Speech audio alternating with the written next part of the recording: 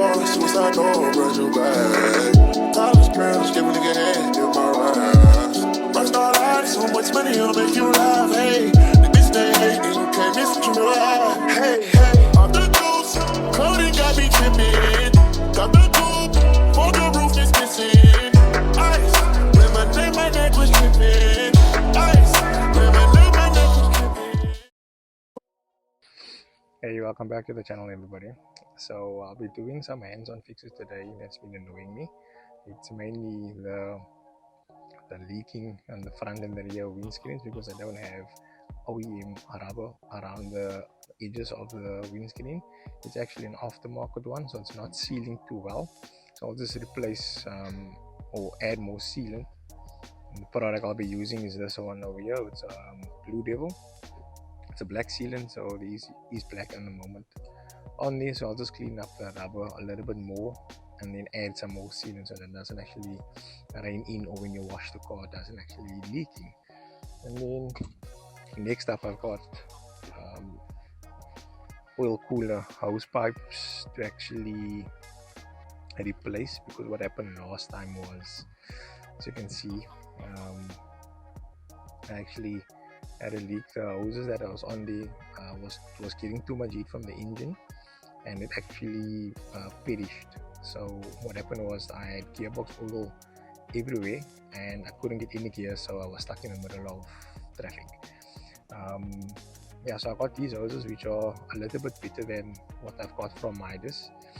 These are what are these? These are called TechFlix hoses from Flat 4 Racing, and they use these in Kalani and stuff like that. So I'm probably going to give this a try and see how long these last.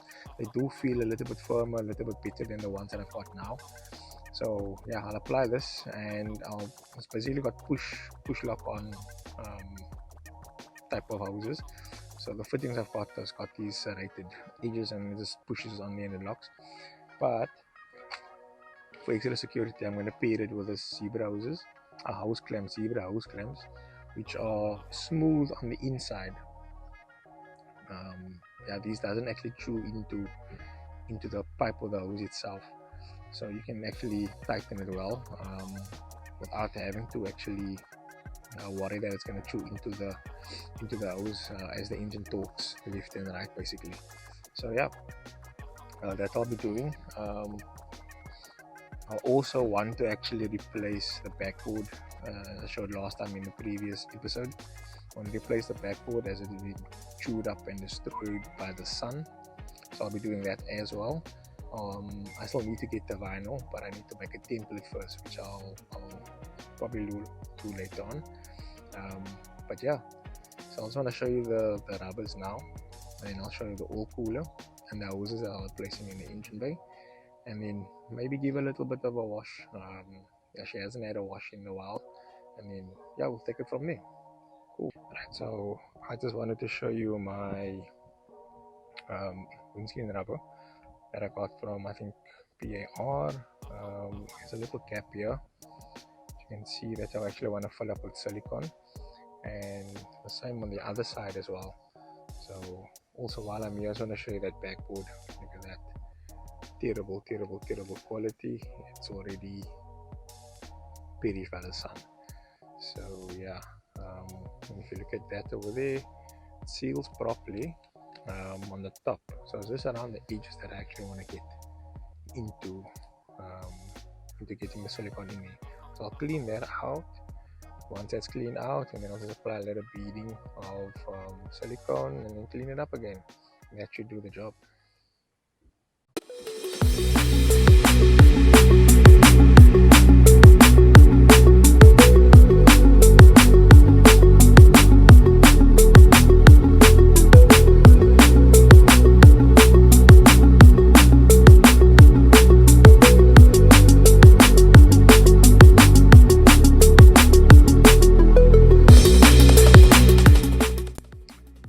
This is my engine bay. That's the oil cooler over there for the gearbox. So you can see it's got this pipes on there which leak. Yeah, so this is over tightening it. definitely had a leak. You can see the dryness and the wetness. So yeah, that just follows through down over there to the gearbox hard lines. There's no pressure in the line, so I don't need to worry about clamping it too tightly. But yeah, just want to be safe and secure. I'm not sure if you guys can see over here those hard pipes over there, which I'm gonna leave that other hoses too. So I'll be doing the fix now for the hoses. I'm first gonna cut and measure to size, and then yeah, and then we're gonna fill up the gearbox oil on the other side over there. We'll use a little funnel to fall into the dip.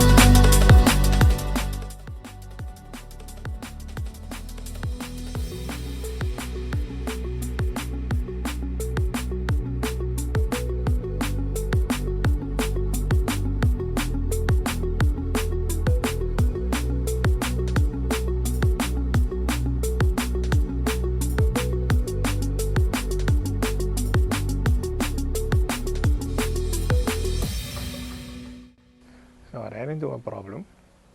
I actually needed smaller fittings for the IN6 fitting from FDF. So if you look at that, these are push-on lock types, which I had IN6, which supports 9.5 millimeters inner diameter of hose. So I actually needed to get a smaller inner diameter fitting, which I've gone to Flat 4 Racing for, and they actually I swapped out the old ones for these ones. Graciously, they still did it without the slip, and I only had to pay like $70 of a difference for these two. So now that I've pushed them on, I'm going to continue replacing them now after getting these new fittings from them, and then follow up the gearbox with some gearbox oil, and then hopefully we can start her. So yeah, so this is the makeshift shifter maker thingy for the upper 30,000. Just a little bit of fuel, a piece of fuel hose, and then stuff the funnel in there so that this goes down the dipstick of the gearboxes. The dipstick of the gearbox, and then it's just easy to fill up because of the tight space that I've got to actually fill up that gearbox.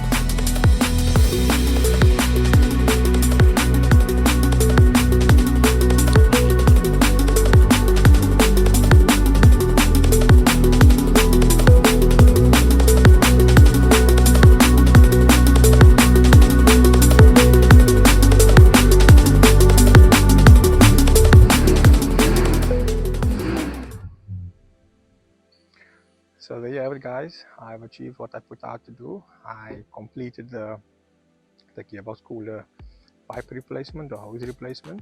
I've changed now the IN fittings as well, where those hoses goes on to, clamped them down. I fixed up the sealant around the windows, or I used sealant to fix up the leaks around the windows, on the front and the rear. And then I've also completed up the backboard. So yeah, there you have it, guys. Let me know what you guys think.